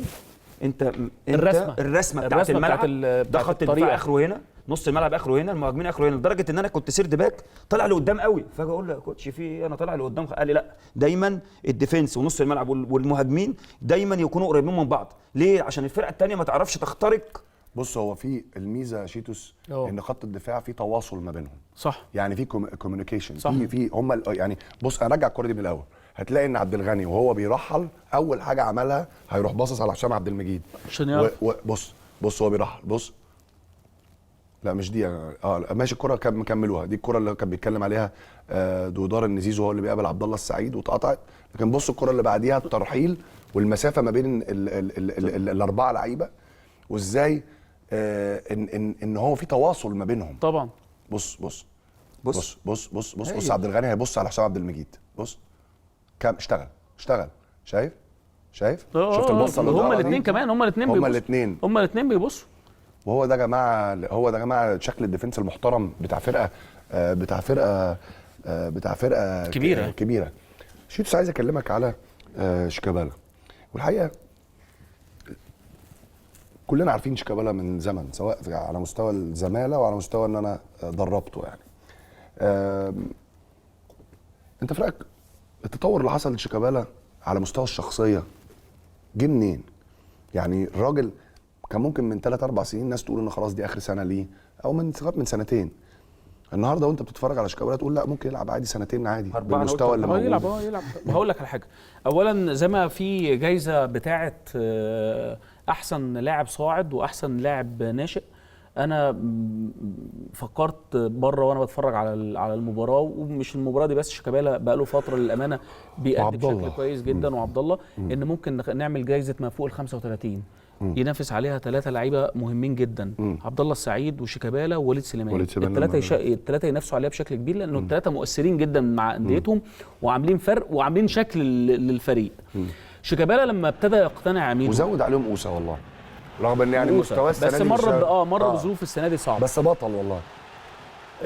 شيكابالا لما بدا يصدق ان هو كابتن الفريق، ولازم يبقى اهدى في تعامله مع اللعيبه ومع الجماهير. شيكابالا لما صدق ان هو مش لازم يبدا من اول المباراه ويبقى موجود ال 90 دقيقه. شيكابالا لما صدق ان هو موهبه كبيره جدا، ابتدى يقتنع بالكلام ده وابتدى يشتغل على الكلام ده. فيريرا لما جه قعد معاه، وانا ما اعرفش هل القعده دي حصلت ولا لا، انما اتوقع ان فيريرا قال له انا عايز استفيد منك، بس مش بالطريقه اللي انت عايزها يا شيكابالا. الطريقه اللي انت عايزها انك تلعب 90 دقيقه، لا سنك ولا بدنيا ولا اي حاجه تقدر تلعب 90 دقيقه دلوقتي، انما هستفيد منك بالشكل اللي يخليك تقعد في الملاعب بشكل اطول. انت ممكن تلعب 90 دقيقه، انما ممكن تبطل اخر الموسم، مش تبقى قادر بعد كده، مش هتبقى قادر. انما ان انا اديك في عمرك او مديلك في عمرك الفني 2-3 كمان زي ما انت بتقول يا ميدو، هو صح. فشيكابالا لما اقتنع بالكلام دوت ابتدى يشتغل كويس جدا. شيكابالا في لقطه النهارده يا ميدو، والجون الثاني بيجي وهو بيسخن بره بيضحك. شيكابالا في الطبيعي، لا في الطبيعي كان تلاقيه كان بيصدر مشاكل للمدرب بالظبط كده. انما لما ابتدى يقتنع بده بقى بيأدي بشكل كبير جدا. الكوره بتاعت النهارده الجون ده، انا من كنت بتفرج بره يعني، لا سقفت لان جون جامد جدا. تريد مارك طبعا. بص هقول لك على حاجه، بغض النظر عن شيكابالا ومشاكله اللي دخل فيها مع جماهير الاهلي والكلام ده كله، طبعا وانا ضد الكلام ده كله، انما شيكابالا موهبه فعلا موهبه كبيره جدا جدا جدا. منتخب مصر ما قدرش يستفيد منها، احنا كمصريين ما قدرناش نستفيد من موهبه بحجم شيكابالا. الاساس في الموضوع هو كان شيكابالا للامانه يعني. انا بحبه جدا على المستوى الشخصي. عايز اقول لك في الاوقات اللي كان بيبقى مستبعد فيها بشكل كبير من نادي الزمالك كان بيلعب معايا خماسي تقريبا كل يوم. لا لعيب عنده مهارات وعنده موهبه فذه مختلفه عن كل المواهب اللي موجوده. صحيح. عايزين نشوف تصريحات الاثنين المدربين بعد المباراه. نبدا بتصريحات العبقري جوزفالدو فيريرا المدير الفني لنادي الزمالك، وتعالوا نشوف قال ايه بعد المباراه وبعد الفوز المهم في ماتش النهارده. نستحق الفوز بالمباراه، كنا اقوى بشكل جماعي ونملك خطه واضحه للمباراه، كما ان بيراميدز لعب مباراه قويه وهو فريق جيد ولكننا كنا الاكثر فاعليه. سنخوض مباراه قويه بعد 3 ايام امام الجونه، ولعبنا قبل 3 ايام امام فيوتشر. لن يتحمل اللاعبون هذا الضغط. امام عاشور لاعب مميز ولكنه لم يظهر كل امكانياته بعد، ولكنه ما زال يملك الكثير ليقدمه مع الزمالك. هنا بقى المدرب اللي دايما بيلاقي دوافع للاعيبته، ما يحسسش لعيبته ان هم عملوا حاجه. سيد عبد الله يقدم اداء جيدا في مركزه، ومن الافضل عدم تغيير مركزه لانه لاعب سريع وطموح. دي تصريحات فيريرا. رايك كيف تصريحات الاداره؟ لا طبعا تصريحات نفس الكلام اللي احنا دايما بنقوله في الاستوديو، ان هو دايما بيطور اللاعب كمان على المستوى الفني، وكمان بيطور اللاعب على المستوى الذهني. هو ده اللي بيتكلم عليه شيدس في ناحيه شيكابالا، ان هو فعلا اتكلم مع شيكابالا وقعد مع النهارده. شيكابالا هو مدير كوره وهو مدرب عام، وبيتكلم مع الراجل، بيتناقشوا مع بعض. شيدس في كل كوره تلاقي شيكابالا راح له، فبالتالي حتى كمان مع اللعيبه هم دايما بيديله الحافز لكل لاعب. النهارده شوف بيتكلم على امام عاشور. انا واحد من الناس انا قلت ان امام عاشور ده يروح يلعب في الدوري الاسباني مستريح. معدل الجري بتاعته هو معدل جري لاعب بيلعب في الدوري الاسباني في ريال في برشلونه. معدل الجري بتاعته كبيره جدا. ما تافورش قوي كده. انا بقول لك ايه محمد صلاح انت كنت تصدق يلعب في ليفربول؟ قعد سنين كتير قوي واتدرج فيها. دايما بيلعب دلوقتي اللاعب المصري عنده كل الامكانيات. اللاعب المصري عنده كل الامكانيات اللي هو يقدر يروح دوري اسباني ودوري انجليزي. نتيجه محمد صلاح اهو. ليه احنا ليه دايما بنقول ان اللاعب المصري ما يقدرش يروح؟ لا، امام عاشور يلعب في الدوري الاسباني. انا بقول لك اهو بمعدل الجري اللي بيلعبه النهارده وباسلوبه النهارده وبطريقته، ليه ما يلعبش في الدوري الاسباني؟ فبالتالي انا شايف ان مستر فيريرا بيدي دايما للعيبه بتاعته الدافع والطموح، لان الدوري لسه ما خلص. النهارده انا متاكد ان بعد الماتش، انا عارف شخصيته، بعد الماتش هيقول لهم افرحوا النهارده، ومن اول بكره ما ليش حد بيضحك، ما ليش حد بيهزر. التركيز كله في الماتش الجون اللي جاي. فبالتالي مستر فيريرا انا شايف ان هو سيطر طبعا. لا والكويس كمان ان هو اشاد بفريق بيراميدز، ان قال ان بيراميدز ادى مباراه قويه، ولكن هو بالنسبه له بيقول ان هم كان عندهم جيم بلان افضل. الزمالك كان عنده جيم بلان افضل. تعالوا نشوف تصريحات تاكس بعد المباراه. يعني اللي هاجم فيها نادي الزمالك بشكل ما، ان هو بيقول ان يعني اسلوب اللعب ده مش المفروض فريق كبير يلعب بيه. كل شيء بدا وانتهى في الشوط الاول. قبل ان نتحدث عن خطوره الزمالك وجدنا انفسنا خاسرين، وده الكلام اللي كان بيقوله شيتوس. بهدفين صنعنا اكثر من فرصه محققه في الشوط الاول. بيراميدز نجح في خلق العديد من الفرص في هذا الشوط، ولكن لم ينجح الفريق في تسجيلها وهز شباك المنافس. وفي النهايه الزمالك استحق الفوز وحصد 3 نقاط، وده كلام محترم جدا. في بعض الاحيان لا تكون الكره عادله. في مباراه الاسماعيلي سجلنا هدفا مبكرا، ولدي ثقه كبيره في اللاعبين خلال ال6 مباريات المقبله. أنا أعلم فريقي كرة القدم ولا أعلمهم تدمير كرة القدم. رأينا اليوم حارس الزمالك يقع على الأرض أكثر من مرة، وفي مباراة البنك الأهلي فزنا بهدف ولم يحدث مثلما حدث اليوم. هذا أمر يرجع للمدير الفني، وهنا بيشير لفيريرا. نحن أفضل دفاع في الدوري، ولكن في بعض الأحيان تكون الكرة غريبة وغير عادلة، ولو رأينا الفرص التي أضعناها ستكون النتيجة غير عادلة. يعني طبعا رايك يا شيتوس في التصريحات؟ لا يعني في تصريحات منطقيه، وفي تصريحات طبعا يعني هدفها ان هو زي ما اتخانق مع فيريرا ما بين الشوطين. عايزين نشوف الفيديوهات يا جماعه. اتخانق مع فيريرا ما بين الشوطين، فحب ان هو يردها له. بيقول ان عواد يعني بيضيع وقت وكده. انما ده جزء من كره القدم. حتى تضييع لو هنفترض ان ده حصل، ده جزء من الحرب، والحرب مكيده زي ما بيقولوا. وطبيعي جدا ان فريق منتصر وفريق بيلعب على الدوري جزء كبير ان هو يضيع وقت بما لا يخليه يتعاقب. يعني اضيع وقت انما ما تعاقبش، وده اللي عمله عواد، ما خدش انذار نتيجه ان هو ضيع وقت ولا اي حاجه. الحكم ادى كمان 8 دقايق وقت بدل ضايع. فانت لا يعني هي تصريحات، وبعدين ان هو يوديك لمباراه قبل كده اللي هي بتاعه البنك، يعني برضه تاكس ساعات بيحاول يتوهك كده عن الهدف الاساسي. بس ده في نقطه في وقت التصريح بيبقى ذكاء من المدرب على فكره. طبعا هو بيحاول، هو طبعا مغلوب ان هو علم الديستراكشن يغلوش عن الموضوع الاساسي يعني. الحته برضه في التصريح الاولاني لما بيقول كل شيء بدا وانتهى في الشوط الاول، يعني ما بحبهاش. ليه؟ لان المدرب المفترض ان هو تدخلاته تبقى على مدار المباراه كلها، حتى لو تعرض لمطبات زي ما انت بتقول لازم يبقى متواجد على طول. فانت لغيت 45 دقيقه ولا 50 دقيقه من الشوط الثاني كان ممكن تتدخل فيها بشكل احسن وترجع فرقتك. فانت كل حاجه انتهت واتعملت في الشوط الاولاني، ده اعتقد تصريح كمان الماتش غلط. يعني فخر ده زي ما الكابتن ما بيقول على اسلام عيسى في الفتره اللي فاتت كان ماشي كويس جدا. لو كان لاعب مكان فخر وكان لاعب لاكاي اسلام عيسى مكانه، كانت الامور بالنسبه للناحيه الهجوميه كانت هتبقى احسن كمان يا شيتو. بالظبط. عايزين نشوف يعني هيفهم اي حاجه. لا يفهم لا من فيريرا ولا من دي بقى كاميرا خاصه بالريمونتادا وهم داخلين التانل بتاع اللي تحت، كان تانل بتاع غرفه الملابس. هنا بقى يعني ايه الكلاش اللي حصل، وهنا برضو دور شيكابالا المميز ان هو برضو يعني وقف ما بين الاثنين مدربين، وهما الاثنين مدربين كبار. وعايز اقول لكم يا جماعه الكلام ده بيحصل في الكوره عادي، مدربين كبار. ياما شفنا مورينيو وفينجر ومورينيو وفيرجسون، وشفنا مارتن يورو وارسن فينجر، ده بيحصل في الكوره، مرفزه ملعب.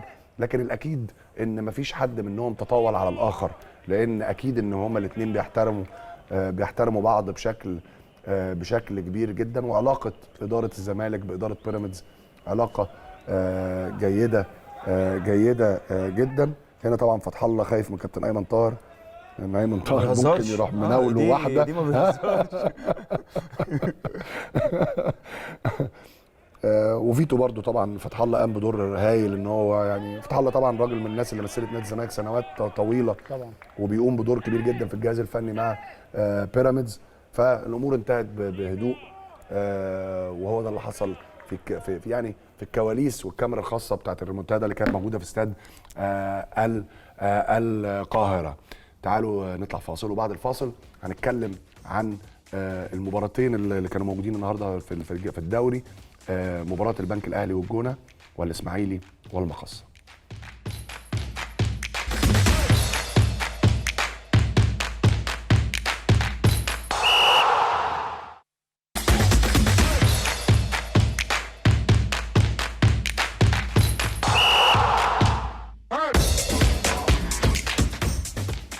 اهلا بحضراتكم مره ثانيه في الريمونتادا. شيتوس، عايزين نبدا بماتش البنك الاهلي والجونه.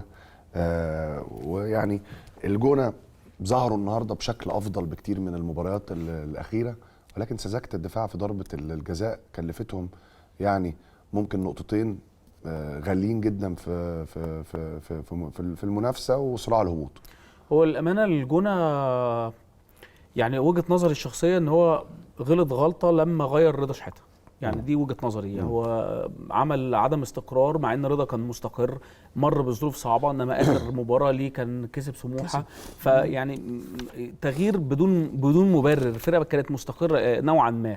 فخلينا نقول ان كابتن طلعت طبعا مدرب كبير ومدرب عنده شخصيه وعنده هويه، وانما الظروف صعبه. وانت عارف يا ديودار وميدو ان لما الفرقه بتبقى بتمر بظروف صعبه الثقه بتاعت اللعيبه في نفسها بتعاني. فانما هم النهارده كانوا كويسين، ما كانوش وحشين، انما طبعا في الاخر يعني فقدوا نقطتين كانوا مهمين جدا بالنسبه لهم، كانوا ممكن ينقلوهم في حته ثانيه. انما لازم يشتغلوا شغل اقوى من كده، لان يعني الموضوع صعب جدا. في الناحيه الثانيه البنك الاهلي انا شايف ان هم بيمروا بحاله استقرار كبير جدا مع كابتن خالد جلال. الكره دي صعبه وحشه قوي طبعا. طبعا يعني كريم بامبو يعني هو عمل يعني لا وحشه قوي. كريم يعني دايما ما بيلعبش بشماله، ما اعرفش ليه، مع ان كوره زي دي ممكن يلعبها بشماله. لا ده هو لازم يلعبها بشماله. ده هو ما بيلعبش بشماله خالص. مع انه لاعب امكانياته هايله. بالظبط. تكمله لكلام شيتوس يا كابتن، الموقف بتاع الجونه طبعا اتصعب جدا نتيجه ان ايسترن كومباني لما كسب كابتن علاء عال برضه عامل شغل كويس قوي طبعا، وخلى فريق الجونه وفريق الاسماعيلي وفريق المقاولين العرب تحت ضغط غير طبيعي في الماتشات دي. فانا شايف ان كنت متخيل ان الكابتن طلعت يوسف لما هيروح الجونه الامور هتتحسن، لكن الماتش اللي فات خسروا، والماتش النهارده كان يقدروا يكسبوه ويعدلوا بس النتيجه موقفهم. النهارده بتاع دودار يعني ايه تعتبر برضه نتيجه مش وحشه، بس البنك يعني بتلعب الاهلي قدام فريق لا، البنك الاهلي مش في افضل حالاته في اخر فتره. يعني البنك الاهلي برضو من الفرق يا شيتوس ان هي مستواها ما فيش ثبات في المستوى، مره تلاقيهم جامدين قوي ومره احس ان هم مش عاديين. لكن شايف ان فريق الجونه زي ما حضرتك بتقول يا كابتن النقطه كويسه، لكن كان الافضل ان هم يكسبوا عشان خاطر يعدلوا موقفهم، خصوصا ان الماتش اللي جاي على ملعبهم هيكون مع نادي الزمالك، وده ماتش صعب جدا عليهم يعني. طبعا. لا الزمالك دلوقتي كمان اي ماتش حد صعب على واقف، الزمالك برضه. طبعا طبعا ماتش صعب على الزمالك. لا وخلي بالك كابتن طلعت مدرب من المدربين اللي بتجيد اللعب مع الكبار، هو بيقفل يعني كويس. بيعرف يقفل بشكل كويس وكده هو حظه حلو على الزمالك. لا يعني وبيلعبوا على حاجه يعني المفروض ان احنا نتفرج على ماتش كويس ما بين فيريرا وما بين طلعت يوسف، طبعا مع الحفظ الالقاب. المفترض طبعا كواليتي اللعيبه مختلف، او الفروق الفرديه بين اللعيبه اكيد مختلف ما بين الزمالك والجونه، انما اكيد هنتفرج على ماتش كويس. انما برضه يا بيدو انا عايز اقول ان في كذا فرقه بتعاني بشكل كبير، ودايما بتبقى المنافسه اقوى بكتير، وعدد الفرق بيبقى اكبر في المنافسه في الحته اللي تحت. يعني في حته الهبوط بتبقى الفرق عددها اكبر، يعني نفسنا نشوف عشان الفرقه اللي تحت مستوى متقارب جدا من بعض، متقارب جدا. فطبيعي يعني انا قصدي ان نفسنا في مره من المرات نشوف ان المنافسه في اللي فوق، يعني مش ما بين 3 فرق بس، يبقى 5 6 زي بتيجي برضه من ضمن الحاجات دلوقتي. اللي كنت بتكلم مع الكابتن فيها في اول البرنامج، تيجي من 3 حاجات: اداره ومدير فني ولاعيبه. لا التلاتة اوعى تنسى الجماهير، لان الجماهير خلي بالك. لا جمهور البنك الاهلي مفيش جمهور، ما انا عشان كده مقاولين مالهاش جمهور. عشان كده انا بتكلم في 3 حاجات يا شيتوس مهمين جدا. انا رحت سموحه يا كابتن، رحت سموحه لقيت لاعب فوطه النادي الاهلي، شنطته النادي الاهلي، لاعب تاني بيجي التمرين بتيشيرت الزمالك. انا قصدي اقول لك ان اللعيبه هي خلاص هي عايزه تبقى موجوده في الدوري الممتاز، ما عندهمش الطموح لا بس ده نظام نادي، يعني بصراحه النادي اللي يسمح ان اللعيب يروح بقى في لا انا دي غريبة أنا جدا. رحت سموحه لقيت اللعيبه 2 لعيبه من النادي الاهلي ولاعيب من نادي الزمالك، لعيب نادي بيلعب في الاهلي دلوقتي ياسر ابراهيم كان العربيه بتاعته يعني بص عالم الزمالك. غريبه جدا من محمد نجيب بخبراته الكبيره ان هو يقع في الغلطه دي، يعني كان لازم ان هو ياخد باله في التاتش. هلال على فكره انا مبسوط منه جدا ان هو يعني بس مستواه اختفى بقاله فتره برضه، يعني بدأ الموسم كويس قوي وبعد كده بقاله 3 4 ماتشات ما بيبداش. بالظبط. بالك برضه هلال من اللعيبه يا كابتن، لعيبه جامدين جدا وكويسين جدا، لكن عنده شخصيه وعنده عنده الشخصيه، لكن لما بيقعد احتياطي بيهمد، ودي مشكله كبيره جدا.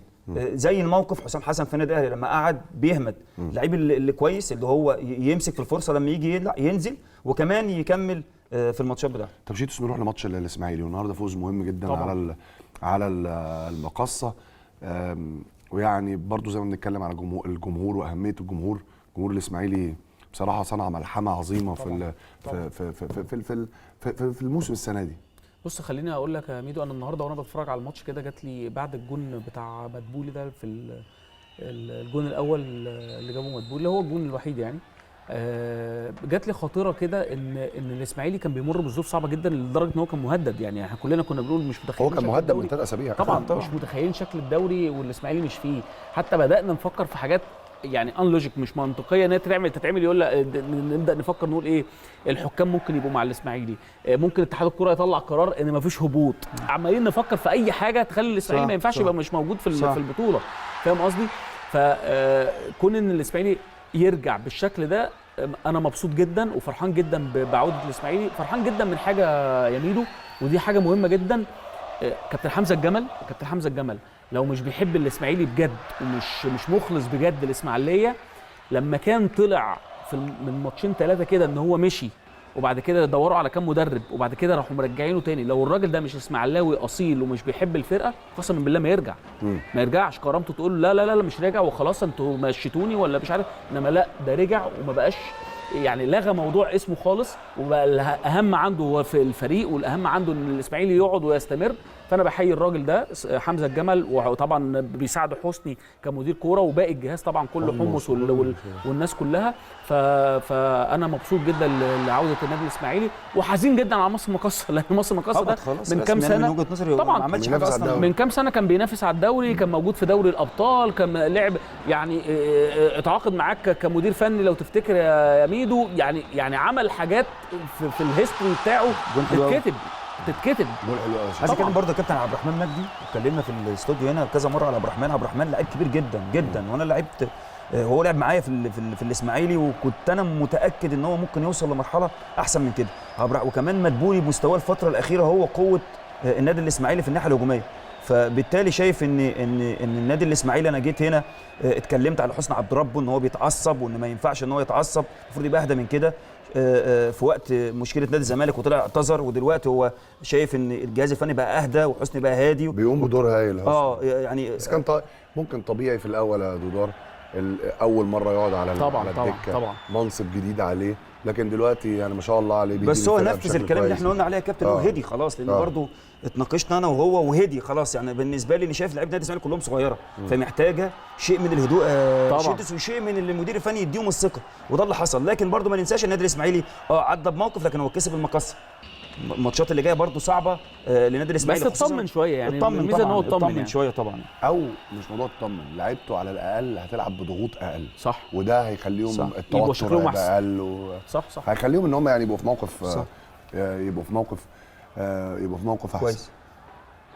لكن تاني بشيد بجمهور اسماعيليه اللي وقف مع الفريق يعني في الوقت الصعب قبل بس كل الخطوره جايه يا كابتن منين؟ من عبد الرحمن، من عبد الرحمن مجدي. بص، الثلاثي عبد الرحمن مجدي واحمد مصطفى ومدبولي، الثلاثي خطير جدا خطير جدا. احمد مصطفى كان معايا في المنتخب الاولمبي واتحرك كويس قوي. عبد الرحمن مجدي ايه مشكلته؟ انا بشوف ان هو لعيب كويس قوي، ايه مشكلته؟ لا هو لعيب كويس، هو مشكلته في دماغه، يعني هو عبد الرحمن مجدي مشكلته في دماغه. هم لعيبه كويسه جدا. مصطفى كمان مشكلته في دماغه. يعني كعاده كويس قوي، يعني بيزعل وبيقفش لما مثلا يقعد احتياطي، مش عارف يعني الحاجات دي بتعطل اللعيبه يا ميدو، بتعطل. يعني انا افتكر معانا في المنتخب الاولمبي احمد مصطفى ده عمل ماتش، كنا بنلعب روسيا في روسيا، عمل ماتش مش طبيعي، والعيال بتوع روسيا كلهم اجسام، وهو الوحيد اللي جسمه صغير، ويعني عمل مباراه كبيره جدا. جه بعد كده في معسكر قعد احتياطي مباراه، قلب وشه، اتضايق، زعل. عارف الحاجات دي بتعطل، الحاجات دي بتعطل وتخلي المدرب تهنى ليه، خاصه لما يبقى مدرب منتخب عنده من الاوبشنز او الفرص كتير، ممكن لو مدرب اجنبي هيعمل كده، لو مدرب اجنبي يعمل كده، اللعيبه بتعمل كده.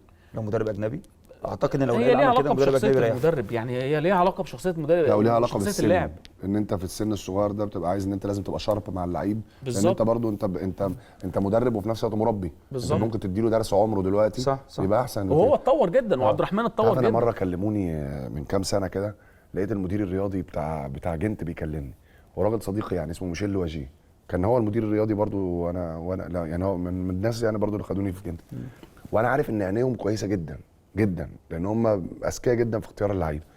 فلقيته باعت لي رساله بيقول لي ميدو، في لعيب بيلعب في نادي اسمه بتروجيت اسمه احمد مصطفى، احنا عايزينه. استغربت. فانا يعني ما اعرفوش. لا اعرفه، شو كنت بتفرج على الدوري يعني بس يعني انتوا بتتفرجوا، انتوا وصلتوا للوقت، انتوا وصلتوا للراجل ده، انتوا وبجد هو اللي بيكلمني بنفسه. فقلت له اوكي مفيش مشكله، يعني اوصله لكم مفيش مشكله، انتوا يعني عايزين، وفعلا وصلوا له وخدوه. لكن الحظ ما.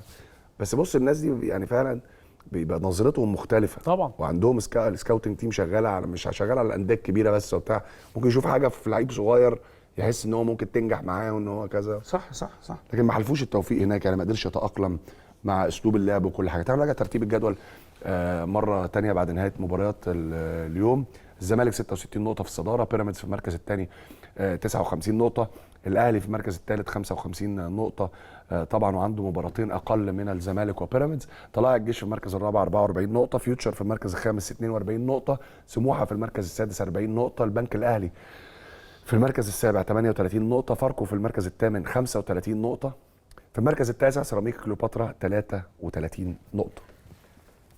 الاتحاد 33 نقطه في المركز العاشر، المصري 32 نقطه في المركز ال11، الاسماعيلي في المركز ال 12 32 نقطه، امبي 31 نقطه، غزل المحله في المركز ال 14 30، الجونه 27 نقطه والجونه يعتبر في منطقه الهبوط، ايسترن كومباني 27 نقطه في المركز 16، مركز 17 المقاولين العرب 25 نقطه، واخيرا في المركز الاخير مصر المقاصه ب 15 نقطه فقط. شيتوس، بعد ماتش النهارده تقدر تقول ان الدوري خلص ولا لسه بدري؟ لا، ده اللي انا كنت عايز انهي بيه كلامي يا ميدو بعد اذنك. بعد ما شفنا الجدول ده الاهلي لسه ليه مباراتين، هنفترض ان هو كسب المباراتين هيبقى 61 نقطه. كان زمان الزمالك 66 نقطه. خلينا بس اتكلم في الكلام المنطقي يعني.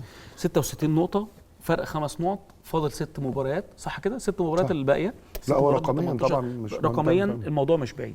المشكله بس في ان الجماهير بدات تفقد الثقه في لعيبه النادي الاهلي ان هي تقدر تعود، انما رقميا وتاريخيا وحسابيا وكل حاجه لا، الفرق 5 نقط في 6 مباريات يجوا بمنتهى السهوله. الزمالك بيقدم مستويات كويسه، انما وارد جدا جدا جدا انه يتعثر وامام فرقه ما نتوقعش ان هو يتعثر قدامها. يعني انا طبعا ببارك لنادي الزمالك على المستوى والاداء اللي وصله لغايه دلوقتي، انما بقول للاعيبه الاهلي وبقول يعني خلينا اقول للاعيبه الاهلي الاول، لا انتوا قدامكم 6 و8 مباريات نار، مباريات كؤوس، مفيش بديل عندكم الا المكسب. وجمهور النادي الاهلي طبعا باللي انا شايفه هو بيدعم بشكل كبير جدا لاخر لحظه، انما هو بيدعم، هو مش واثق ان اللعيبه ممكن ترجع. بس صحيح. دودار برضه هسألك نفس السؤال، بعد فوز النهارده انت شايف ان الدوري انتهى ولا لسه بدري؟ لا، انا شايف ان 80% الدوري في نادي الزمالك. كان لما كان الكابتن سامي قمصان كان موجود في النادي الاهلي وقبليه كان موسيماني، كنت دايما شايف ان النادي الاهلي يقدر ان هو ياخد الدوري العام. لكن شيدس لما المدير الفني ده جه، وانا قلت ان المدير الفني لا، صعب جدا يكون موجود. انا شايف ان الجمهور النادي الاهلي كله بيحمل اللعيبه، لكن مجلس الاداره النادي الاهلي عنده عبء ومشاكل كبيره جدا جدا جدا، اخرها مشيان بدر بنون. شايف ان نادي الزمالك حالته الفنيه والبدنيه هو الاحق بالدوري العام. شايف لعيبه النادي الاهلي بس انا هراجع معاك، اخرها مشيان بدر بنون ليه؟ لا، من النهارده بدر بنون في مشكله يا كابتن في النادي الاهلي. اولها ان انت مشيت موسيماني. تاني حاجه كابتن سامي قمصان، نتكلم في موضوع بدر بنون. ما انا جاي لك. كابتن سامي قمصان كان لازم يكمل، وانا اتكلمت مع شيخ سامي كان لازم يكمل. موضوع بدر بنون النهارده يا كابتن في مشكله دفاعيه في النادي الاهلي. النهارده النادي الاهلي ما عندوش محترفين. لاعب زي بدر بنون ده راجل فارق عن اللعيبه المدافعين في النادي الاهلي. فمشان بدر بنون انا شايف ان هي سقطه لمجلس اداره النادي الاهلي. هتقول لي سقطه ليه؟ لعيب زي ده هو اللي طلب يمشي يا دودار، هو الراجل كان حاسس بعد على كده يا كابتن. على كده اي لاعب محترف، معلش، اي لاعب محترف عقده يا شيتوس قدامه 2 3 سنين او قدامه سنه، من حقه لما يجي يطلب من الاداره تمشيه؟ لا طبعا، انا شايف ده غلط كبيره جدا، خصوصا انت عندك مشاكل دفاعيه. لو انت اتكلمت مع المدرب وقال لك انا مش معترف، يعني مش هو افضل حاله دلوقتي، والماركت هيقفل في قطر بعد 2 3 وجاي لك فيه 2 مليون دولار، ده لو الكلام دوت لو مدرب ماشي بشكل كويس جدا، مدرب ماشي بشكل كويس جدا في الناحيه الفنيه او في ناحيه النتائج، اقتنع بيه. لكن هو ازاي يوافق المدير الفني ده على مشيان بدر بنون؟ فانا شايف مشيان بدر بنون، انا احساسي ان خلاص النادي الاهلي بيحضر للموسم اللي جاي. فبالتالي شايف ان 80% ان شاء الله باذن الله بالمستوى ده الدوري النادي الزمالك ان شاء الله. يعني طبعا انا قبل ما اشكركم هقول رايي في طبيعه المنافسه ورايي في المنافسه لغايه دلوقتي. انا بتفق مع شيتوس ان لسه بدري على الدوري، وبقول ان 80% برسنتج عاليه جدا في ست مباريات، وبحذر لعيبه الزمالك من وضع السم في العسل. ناس كتيره جدا هتحط لكم السم في العسل الايام اللي جايه وهتقول لكم ان مبروك عليكم انتوا خلاص خدتوا الدوري ولكن التاريخ بيقول غير كده. لعيبه الزمالك لازم تفضل تقاتل لغايه ما تضمن الدوري فعليا، لان عندكم منافس بالذات النادي الاهلي عندهم ايدنتيتي وعندهم هويه، ان هم مهما كانت ظروفهم ومهما كانت المشاكل اللي بيمروا بيها ان هم بيقاتلوا لغايه اخر ثانيه. تاني، الاهلي مش هيستسلم، الاهلي مش هيستسلم، ودي الرساله اللي انا بقولها لعيبه الزمالك. لو عايزين تاخدوا الدوري لازم تقاتلوا لغايه لما تضمنوا بطوله الدوري رقميا. وتاني، اي حد يقول لكم رساله غير دي بيحط لكم السم في العسل. شيتوس بشكرك. شكرا ميدو. دودار بشكرك. عايزين نقول لشيتوس بس كل سنه وانت طيب يا شيتوس. صحيح عشان خاطر عيد ميلاده ده 40 سنه والله. 49 ده انا 49 سنه يا شرس. اعرفه من وانا عندي 14 سنه. ساتوشيتوس 14 سنه. كل سنه وانت طيب يا شيتوس. حبيبي يا ميدو، أيوة. نسال 40 السلامه. سنة. ربنا يخليك. ربنا يخلي لك ولادك. ربنا يخليك حبيبي، ربنا ربنا يخليك. يخليك. شكرا يا دودار. ربنا يخليك يا كابتن. كل سنه وانت طيب برضه. لا بس هو دويدار هجيب له تورته المرة دويدار الجاية. قام هجيب له وقف تورته. لفريرا وسقف ما له وقفلكش. عيد ميلادي. ده انا بوستك وسلمت عليك. سلم عليك، عاوز ايه الراجل تاني؟ بيحبك يا اخي. ماشي. مره تانية مبروك لجمهور الزمالك ومبروك لجمهور الدراويش. تصبحوا على خير، اشوفكم بكره على خير باذن الله.